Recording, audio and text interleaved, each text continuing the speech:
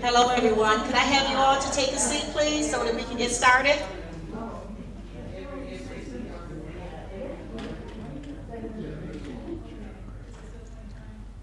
First of all, let me say thank you for coming.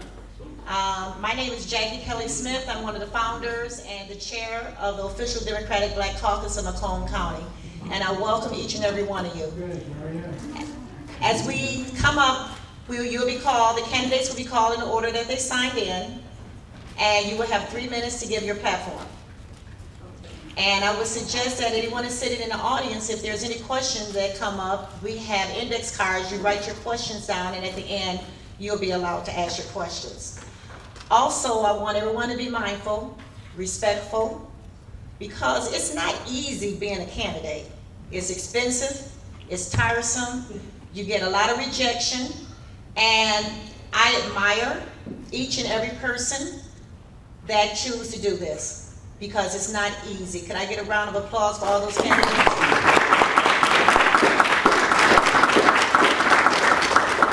We want to bring this forum to you to allow each candidate to give their platform, to say what reason why they choose to run, and also what they plan to do for the citizens that they're asking. But I want every candidate to remember, when you choose to do this, you're asking to be a server to the community. You are not being elected to do just what you want. You're being elected to represent the people that voted for you. And sometimes that can be challenging. On days like today, when the Supreme Court decided to overturn affirmative action, I know that my brother, my sister, they were able to go to school and graduate from college mainly because of affirmative action. And I don't think a lot of people understand that affirmative action did not just help African Americans. The biggest recipient of it was white women. And also because of affirmative action, we also have a lot of immigrants that was allowed to move to this country. So when people talk about affirmative action, they may want to just frame it as it being a black issue, but it's not. It's an equity issue, making sure that everyone is equal and have an equal opportunity for education. And I think sometimes when we see people like Barack Obama and Kamala Harris, some people don't want us to educate the youngsters to come up and be the next Barack or Kamala. So we have got to learn that no matter what is put in front of us, the challenge continues. Freedom ain't free. Thank you. I hear it's over. All right, how's everybody doing? All right. I don't think I need this, I got a big voice. How's everybody doing? Great. I know it's a little smoggy, but we can get through this. We've gotten through worse, right? That's right. If you like me, put the mask on, still mask up. We're not done masking up, so be nice, wear the mask. People don't wear it, just say excuse me and keep it moving. So this is one of many that we're going to do, and this is a forum, and it's going to be quick and to the point and simple. But it's an opportunity for the community to hear you, your platforms, and what you're running for and what you're all about. Oftentimes we see so many signs out, we don't know who to vote for. And you never get a chance to meet those people. So we want to do a series of these. This is just one. We're going to do quite a few more. We want to give everybody an equal opportunity to address the community, right? Mm-hmm. So I guess like I said, so when I don't vote for you, it's because I ain't never seen you. You never came out to my community and let me know who you are, what you're about, and why you're running. This is something we need to know. So before we do that, we're going to have a video. It's called My Vote Don't Count. This is a video that I had a chance to show in about 30 high schools, along with 30 churches. And my mission was to get younger people involved in voting, right? Because right now we know we're not worried about our seasoned voters. They're going to take care of business. But it's that 18 to 49, kind of that 55 gap, we're missing a whole lot of voters. And if we can get them to see the reason why they should vote and why their vote does count, I think they'll make the big difference, definitely in Macomb County. You know, so goes Macomb County, so goes a lot of things. So we're the bridge to everything. If you don't know that, check the stats. Check the national papers. We've been on the front of so many papers, and we're still in the news. They're waiting to find out what we're going to do. So without further ado, we're going to show the movie. It's called My Vote Don't Count, and then we're going to have our candidates come up and do their platform. Please stick to the 3 minutes. I don't want to have to do my karate and cut you out, so just make sure, I have to do my little sidekick. But I'll give you a high sign. But remember, at the end of this, you'll have a chance to come back and answer some questions and give a little bit more, okay? Sounds good? Yeah. All fair? Yeah. Okay, cool. We're just one organization. We need everybody to stand up and not be afraid to hear this video, to play this video, and to push it. Been on the radio talking about it, been in about 40 schools talking about it, talked with 40 churches about it. And the most important people that need to hear is not only us, but our children. You have to make them understand that their vote counts, and it's important that they go to the polls and see it. Even if they're not old enough, they need to learn the process. Let them see why you vote. Talk to them about it. So this video, you can grab it off of YouTube and you can show it over and over. I get motivated every morning after I read the Bible, and then I throw this video on, right? Yeah. And I'm going about my day. And folks say, why are you so fired up? Because we got work to do. It's always something to do. And it's always something for you to get involved in. Okay, we got to make sure we get the people in who are going to take care of us.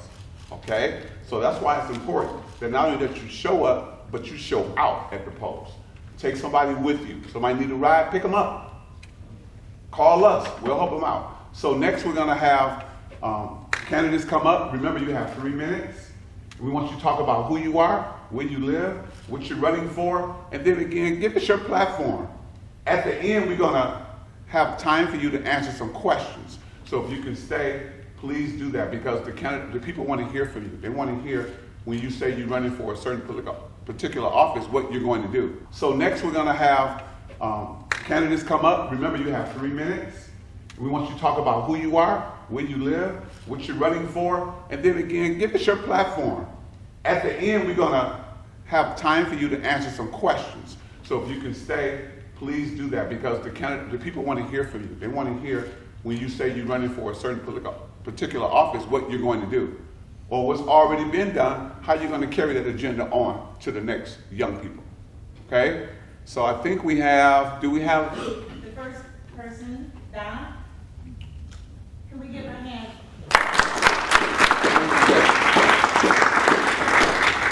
I think we have a microphone here for you if you'd like to have that. Come too far. You're welcome. Good evening, everyone. I'm Donna Kaiser-Comartin, and I'm running for Warren City Council at large. I've lived in Warren for 43 years and made Warren my family's hometown. I definitely have experience and background needed to assist residents openly by supporting the community with open transparency. I will work with a bridge council's lines of communication with the new mayor of the Warren's Voters' Choice and treat our city department heads with respect, and to be that check and balance to move our city forward to an upper level. We need to achieve more things in our community right now. We've been at a standstill.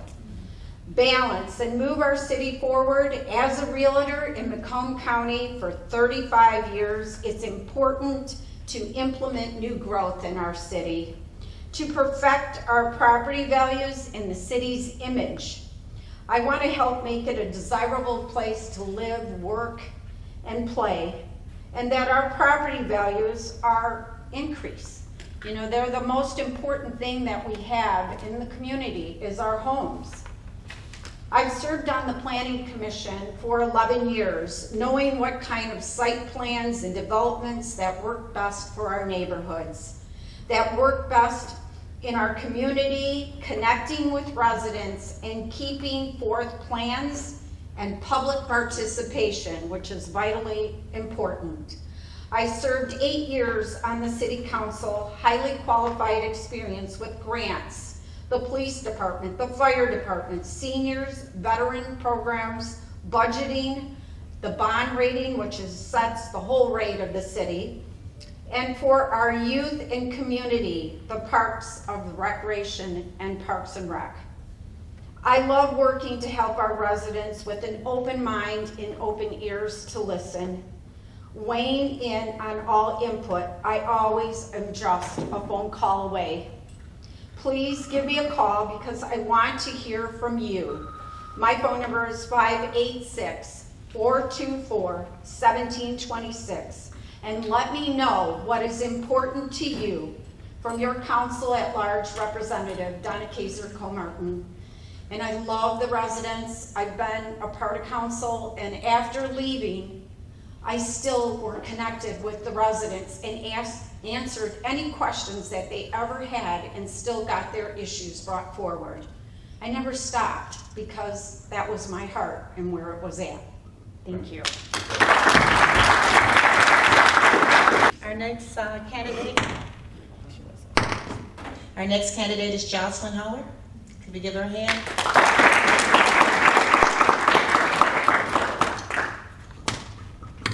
Good evening, everyone. My name is Jocelyn Howard. I'm the candidate for Warren City Council at large.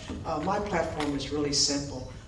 Is that I was on, as Donna, on the Warren Planning Commission for nearly 12 years. I served as its chair for 7 of those years. And during that time, we were implementing a new master plan. The council appropriated the dollars for that master plan, which was $300,000. Uniquely, that plan is not being implemented. I know there are some thoughts concerning the master plan, but as the director and as the spearhead of that, please know that the Warren Master Plan had not been implemented for over 50 years. That Warren had not had a master plan. So that was the reason why we could not apply for grants, for funding, because there was not a new master plan in place. Also, I'm excited because on that master plan, that steering committee comprised of the most diversified group of people that there could be. There was myself, an African-American woman, a Bangladeshi man, an African-American man, and a white woman. So that committee itself was instrumental in putting forth a new master plan. So my plan is to implement what the citizens of Warren say that they wanted. The number one thing that they wanted was more green space. Green space is done by basically asking our business community to actually have a footprint in our city. We need to have our business community be involved in our parks, in our neighborhoods, as well as helping us develop the city going forward. Number 2, revitalization on the south side of Warren. This has to be done by home ownership and also revitalization of the homes on the south side. My proposal is actually having a revolving loan fund. Thereby, residents can actually improve their homes on the south side with a commitment that they stay there for 5 years. Now, in addition to revitalizing the homes, we have to raise wages. Now, let me be clear. People think that I'm saying I unilaterally can raise wages. I cannot. So that is not my platform. My platform is that we do 3 things. Number 1, we retool our current workforce. Retooling of our current workforce will have residents actually be able to qualify for higher paying jobs. Number 2, what we need to do is have job readiness training in our local high schools. And number 3, when businesses come to Warren, what we need to do is have them have a set aside for Warren residents that they can apply for those jobs first, especially those high paying jobs. The last thing that we need in Warren and that the residents said that they wanted was a trendier city. And that has to be anchored in boutiques, small businesses, and entrepreneurship.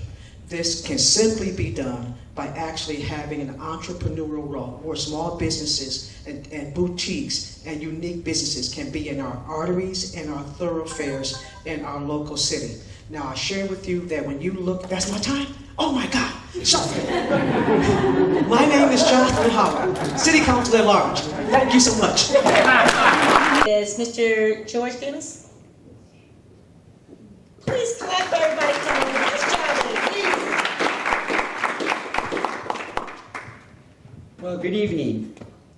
Just a little bit about my background. I grew up in Warren, graduated from Warren High School, attended Central Michigan University, and earned my bachelor's and my master's degree.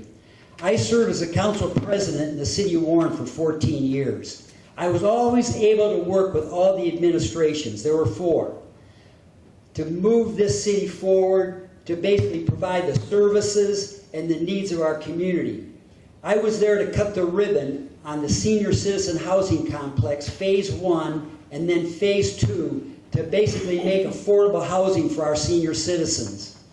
I also was very effective with our fire commissioner, Skip McAdams, to basically launch and develop a cadet program to fill all the vacancies in our fire department because the needs and the job opportunities were just not there. But this cadet program really was sensational, and we had, I think, close to basically 70 people applied, and we were going to pay their tuition so they could go to school. We would pay their tuition, and they'd become firefighters in the city of Warren.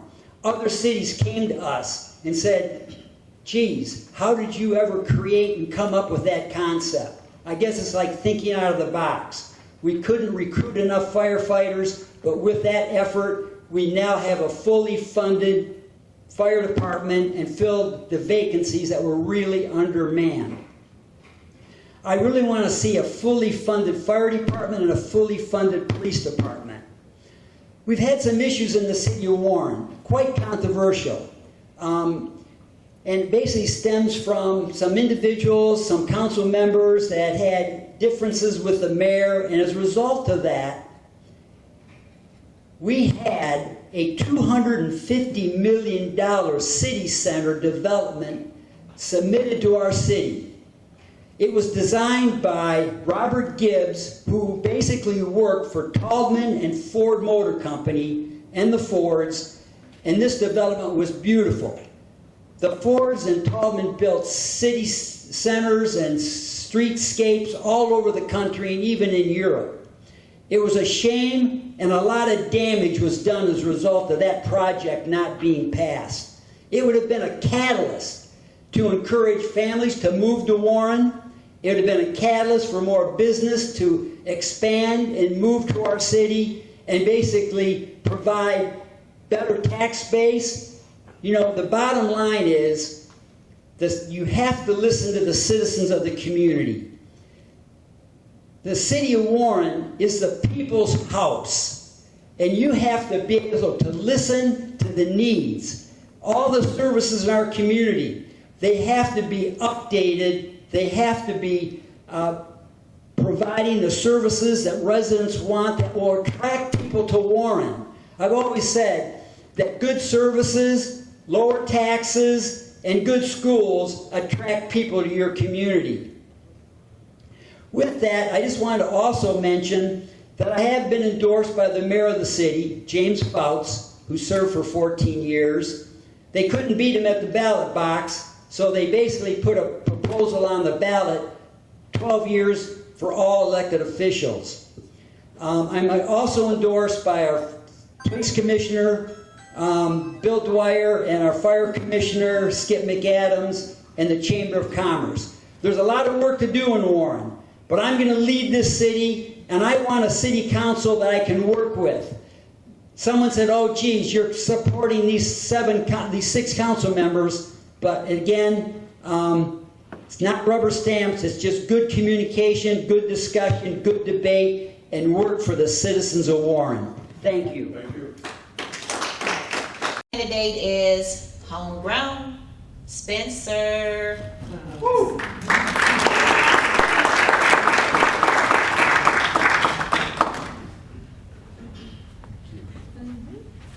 Well, thank you everybody for coming to my library. I might grab a book on the way out, actually. But thank you all so much for coming. My name is Spencer Calhoun. I live here in the city of Mount Clemens, and I'm running for Mount Clemens City Commission. There are 3 open seats this time, and I am running for one of the full terms because I feel like our community needs a young leader who's willing to go out and do the work. A lot of people have concerns in our community about different things. We are a community that has a low tax base. So most of our city is, most of the land in the city is untaxable. So that means that when the city goes to, when people have concerns with the city just says no, and that's the end of the discussion. I don't think that's right. I think that we need to work harder with our partners at different levels of government and work harder as a body to get out there and come up with solutions for our community. People also need to be heard, and so I'm willing to be a commissioner who goes to the people, who's available and accessible and transparent about what we're doing so that we can learn from the community, because together we all have the solutions to make our community a much better place. Now, I didn't always live here. I grew up in the city of Oak Park and Southfield, but I was a homeless youth. And when I was 17, I found myself living in a transitional living center here in the city of Mount Clemens, one of the many fantastic nonprofits here. When I was there, I started to volunteer. I wasn't involved in politics at all, but I started to volunteer. And I really got a love for talking to people, knowing that everyone has a story and that everyone needs to be heard. And so that is something that I'm sticking with. I am working as a candidate and hopefully as our next city commissioner to go out and talk to as many people as I can. People complain sometimes about on the riverfront, there are a lot of homeless people who sleep there at night. I know what it's like to be homeless. I've gone down there and I've talked to them because I want to know what their concerns are too. It's about all of us. And when we work together to find solutions, when we work together to just give information, some people have never talked to their city commissioners. They don't know who they are. That's not right. And so I want to be different. I want to bring energy back to our city, revitalize downtown, clean up the riverfront, and help our residents. And I think that's what makes me qualified to be one of our next city commissioners. So thank you all. Okay, the next person is someone from my home, Michael. Michael, how are you gonna come on up?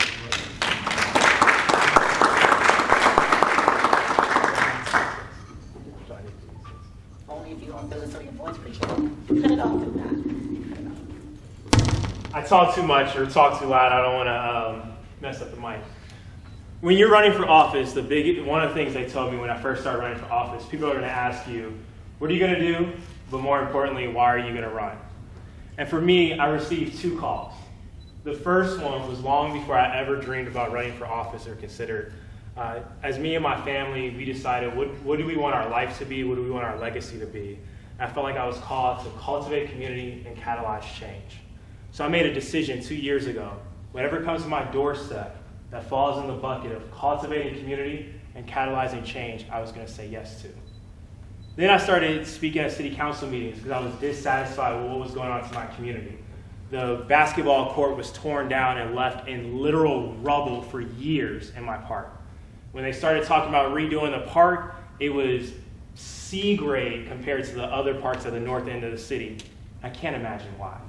And so me as a basketball player, father with young kids, talking to my neighbors, we just couldn't let that be. So I was like, I'm going to advocate for my community. I'm going to figure out why our city isn't honoring days like Juneteenth and other important stuff. And so started doing that, and out of the blue, I still haven't figured out how, I started getting more calls. I was getting calls from residents from all different backgrounds, all different cultures, all different nationalities, saying, you should run for city council. And my answer to them was, we live in the city of Warren, you gotta be crazy. Think I'm running for office. But when you get call after call after call, and a friend of mine reminded me, hey Michael, cultivate community and catalyze change. Ray Charles can see that the city of Warren lacks community. The city is splintered in so many different ways, north to south, which has been like that since its existence. East to west, you have an east side of the city that doesn't even have a library. I mean, this room right here is nicer than this room alone is nicer than every single library that we have in the city of Warren. And that's a shame. There's so many divisions in the city, socioeconomically, and so many other things that we need change. People are desperately asking for change, desperately asking for difference. And I believe you look at that by building stronger neighborhoods. Strong neighborhoods make strong cities. How do you build strong neighborhoods? Is looking at public safety. Public safety is a quality of life issue. Everyone should be able to walk down the streets and be safe. That's a really touchy subject right now for obvious reasons in the city that desperately needs to get addressed. We need to invest in a community policing program where police are from our community, that knows our community, and not ones that live in Southgate that abuse our community and brutalize our community. Public safety is necessary, and every person should be safe in our community. The next thing is building infrastructure and restoring city services. I've already mentioned parks. 82% of the roads in our city are rated fair or failing.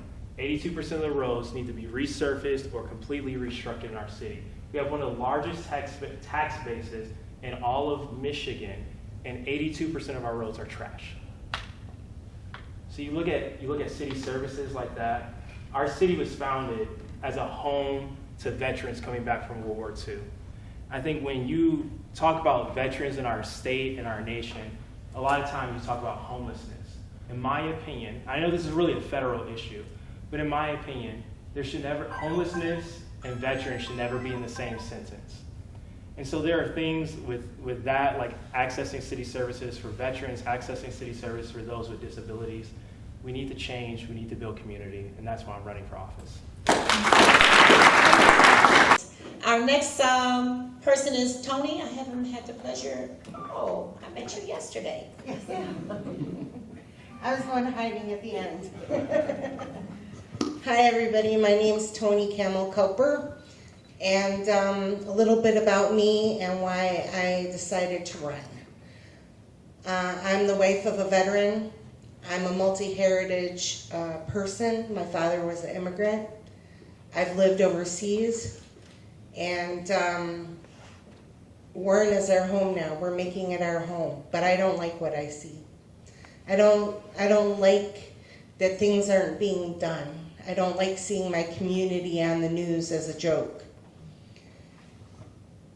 So my goal is, well, I never had any political aspirations. Like Mike said, you just get to the point where you're disgusted with everything going on and you gotta stand up. People don't know, you gotta make them aware. I'm aware of what kind of privileges we have. We have running water. We have roads. We have electricity.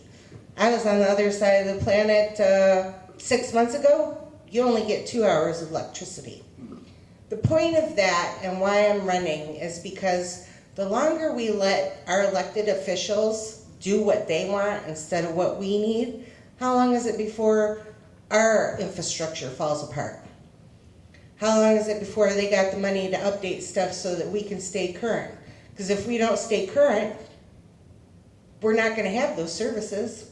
It's just like my computer. My husband had to toss it out because it couldn't go online no more. It kept freezing. And we need to update our roads. We need to update our parks. We need to have park programs for our children that are being shipped to different cities because we can't, provide them with services. I mean, when I was a kid, you could go to the playground at the school all summer long, and the gym would be open, and there'd be people there, and you could do crafts. Sure, you had to pay $0.25 for your ceramic craft or whatever, but I don't understand why we can't have these kind of programs for our children now. I would like to see a whole bunch of new people seated on city council and in the administration as well. Because if you can't play well on the playground, you shouldn't be on it. You should be in timeout somewhere else. Because what, right? We rely on these people to take care of us and take care of what we need for our community in so many ways that we don't even think of. So many ways that you don't even think of. So I'm going to ask you to please tell everybody you know, every teenager you know, every person at work, please vote. Because if you don't vote, we're not going to get the new parks. We're not going to get the updated equipment. We're not going to get the Wi-Fi for public buildings and all the other things that we need. My name is Tanine Cowper, and just one side thing. I was approached by outside people to run for election. Like I said, I never had political ambitions. I put my maiden name before my married name because I already legally did that. And when I did that, those people disappeared. They didn't show up. So you know what I'm doing? Everything comes out of my workshop. So you won't be seeing signs for me anywhere. It's just what I can afford to make from home. Thank you. Okay, the next candidate is Diane Young.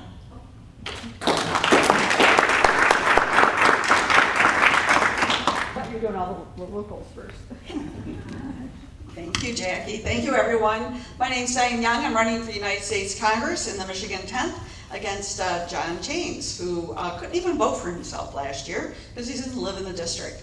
I grew up in this community. I went to Romeo High School. I had one of my first jobs at Lakeside Mall, working a minimum wage job at a bookstore to put myself through Oakland University. I only had to work, I figured it out recently, only 14 hours a week to pay for those 3 classes that I had at Oakland University. Today, someone would have to work, a young person would have to work 44 hours to pay for those same 3 classes. And why? These reasons were completely invisible to me growing up.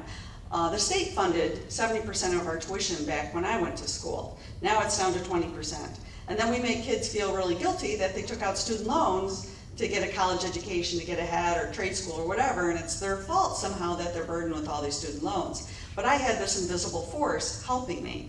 I grew up in a union household. My dad was a union carpenter. You know, I think about the summer I was camping and that. My dad was home all the time during the summer, and I never really thought about it till later as an adult. I realized he was laid off every summer.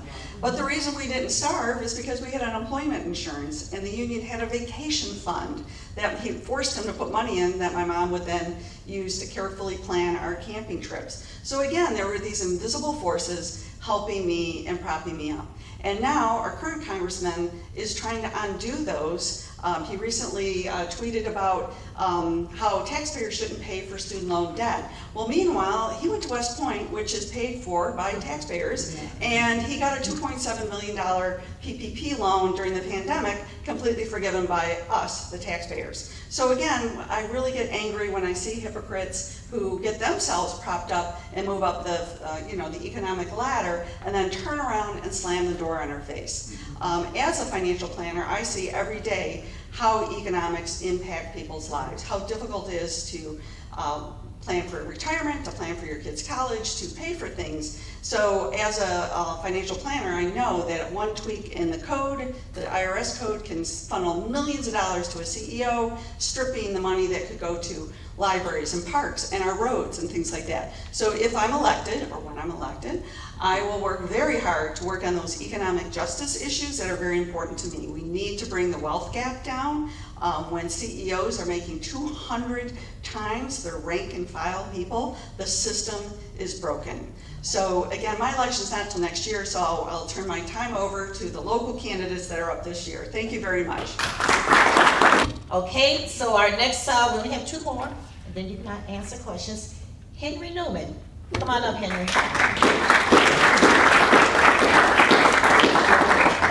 So my name is Henry Newman, and I'm running for Warren City Council District 5. Spencer's talk was really great. If you want to know how I want to show up in the community, I want to show up in the community like Spencer was talking about showing up for Mount Clemens. I'm very happy and proud to be here, and proud of being endorsed by the official Macomb County Democratic Black Caucus, as well as the trade unions and the International Union of Painters and Allied Services and AFSCME. How did I get into politics? Well, I really started out with, I became involved with the Sierra Club, which is an environmental organization, the largest in the US. And we were trying to bring the Green Cities program to Warren. So we came to the mayor then, and we asked if the mayor would allow us to have an Environmental and Energy Efficiency Advisory Committee. The mayor said no. Well, that mayor got voted out, and then the next mayor said yes. And so one of the things that came out of that was energy efficiency in the way of LED streetlights. They did a test project on Martin, and in 1 year they saved $100,000. Well, then, in coming years, the city council passed putting in LED streetlights all over Warren. Just imagine how much money was saved. We could definitely have an ombudsperson for seniors and an ombudsperson for veterans. Lori Stone has had a lot of community conversations, and when she does that, she brings people together who can help seniors and veterans. And when I've knocked on 4,500 doors with my campaign manager this election cycle, and people are telling me, I'm talking to seniors that are isolated, There's ill, they don't have the help they need. It's basically elder neglect on our part that we're not looking out after them. And so this is something that I got involved because of the environment. We want more greenways, we want more trees, but people are tired of having 50-year-old trees that have limbs that are rotten, the whole tree is rotten, and they have to call the mayor's office in order to get it taken care of if it's on city property. If they just call the department, they can wait 4 years waiting for somebody to show up. This isn't right. We really need a change of pace in Warren, I'm telling you. When it comes to showing up, my cell phone number is on my literature. I want the people of Warren, especially in District 5, to call me if they have a problem or if they have a suggestion for how Warren can be a more welcoming and friendly place. So I've been meeting with black people, Bengali people, lots of white people, Republicans, Democrats, and getting, by and large, a very positive response. And I look forward to serving everybody to the very best of my ability. Well, my time is up. I'm Henry Noonan. I'm running for Warren City Council District 5. Vote for me. Your vote, your choice. Could I have Miss Emily come up? Emily and Lori. That's Emily? Or am I not pronouncing the name? It's Emily? Okay, I just want to make sure. How are you? How you doing? Nice to meet you. Is this thing on? Yeah? I turned it off now. Oh, you did? You tried to pull a fast one on me. My name is Emily Bush, and I'm running for Congress here to represent everyone in the 10th. And usually I do pretty well winging it, but since this is my first introduction to you all, I'm going to explain my why in a very eloquently written speech. So, my name is Emily, and I'm running for Congress because my son ran for his life on November 30th, 2021 from an active shooter. I'm running for Congress because I don't want parents to make the drive that I did on that day. I'm running for Congress because while attending school board meetings after the tragedy, I learned so much about how a lot of kids fall through the cracks. I'm running for Congress to protect all of our rights and freedoms, to build a safer, stronger community, and to fight for your kids just as hard as I fight for my own. I'm running for Congress because extremist politicians like John James are mounting a nationwide assault on our rights, from banning books, to banning abortion, and to attacking LGBTQ kids. I'm running for Congress because I recognize the importance of community and how it takes a village to raise all of our children. So community is important, I think we all agree, because it brings us together and it keeps us all safe. I like how Michael Howard talked about that tonight. I first learned the importance of community from my mom, a nurse, and my dad, a manufacturing representative, while growing up in a tight-knit middle-class family. Last year, I ran for State House. I worked full-time in corporate sales. I finished my graduate degree from Michigan State University. And most importantly, I parented my son through the aftermath of a terrible tragedy. And as any mom here tonight knows, multitasking and rolling up our sleeves is what moms do. We get things done. And we solve problems. And so that's what I'm going to do when I get to Congress for all of you. And I don't know about you, but I firmly believe that we need more moms in Congress. So Southeast Michigan deserves a solutions-oriented champion in Congress who understands the daily challenges facing local families. Not another typical politician only looking out for himself and wealthy special interests. While Jen James does the gun lobby's bidding, which we all know, if you don't know, he's already taken $254,000 from the NRA. Sends jobs overseas, which we all know he does that too, and works to ban abortion nationwide. I will always do what's right for Michigan families. We deserve a leader who believes every American should have the right to read what they want to read, love who they want to love, and make the best decisions for themselves about when, how, and where, and if they want to start a family. So, and I also believe that should be free from any political intervention. Excuse me while I turn the page. Southeast Michigan deserves a leader who will work tirelessly to keep kids and education safe, and educators safe. If left up to John James and MAGA Republicans who are calling our teachers, can we all say it together, groomers and indoctrinators? More kids across Michigan and the country will be forced to dive under desks and run for their lives instead of focusing on learning.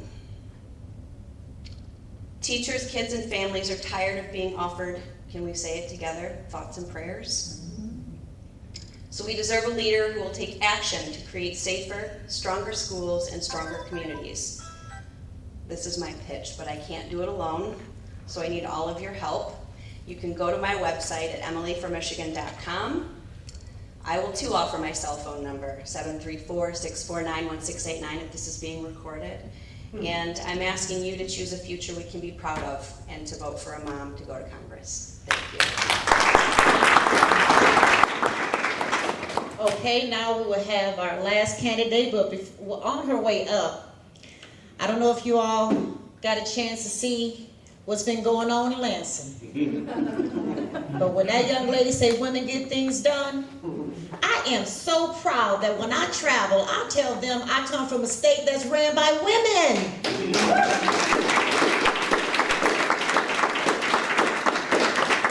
And if you think that it could have been done by men, think about what's happened in the last 50 years. So, 250. So, Lori, thank you for all you do in Lansing. When you go back, you make sure you tell Big Gretchen we got her back, and we thank her too. Good evening. Of course, it's not easy batting cleanup because there's a lot of good candidates in the room. But it is my privilege to be here and announce that I am a candidate for mayor of Warren. I am a lifelong resident of Warren, and if you asked me when I was in kindergarten what I wanted to do when I grow up, it was be a public school teacher. I'm a third generation teacher after my mom, my grandma, and several aunts, and President of the United States. After a trip to Washington, D.C., I saw government as an agent of change, even at 6. But for me, I never had the ambition to run for mayor. My drive to serve our community came from a desire to serve my students. I love my community, and this is a love letter to Warren.